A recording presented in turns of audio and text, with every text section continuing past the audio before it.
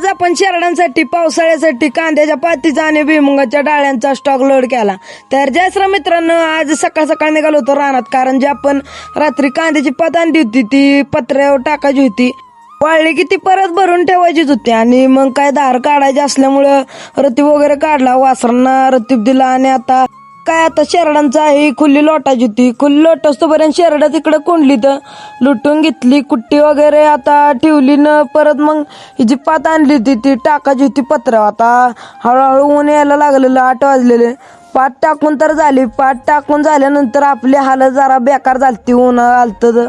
तिथनं पात वगैरे पसरून आलो घरी, घरीनं नाश्ता वगैरे केला आणि तिथनं निघालो परत बावधनला, कारण आपल्याला भुईमुगाचं याला आणायचं होतं। आलो ओम्याच्या तिथं, ओम्यांचं भुईमुगाचं याला घेतलं होतं। मग काय पटापट ट्रायली लोड केली आणि तिथनं परत निघालो बावधनला, कारण येता येता पायपा बी आणायच्या होत्या आणि या जे गव्हाने बनवायला टाकल्या होत्या त्या बी बघायच्या होत्या। आता कसे झालेत गव्हाने ते कमेंटमध्ये सांगाच, एकदम टॉप मध्ये गव्हाने बनवल्या होत्या। त्यानंतर पायप वगैरे घेतले इथनं दुकानापासून आणि तिथनं परत निघालो घरी। चला भेटू आता उद्याच्या ब्लॉग मध्ये। व्हिडिओ आवडला असेल तर फॉलो तर कराच की।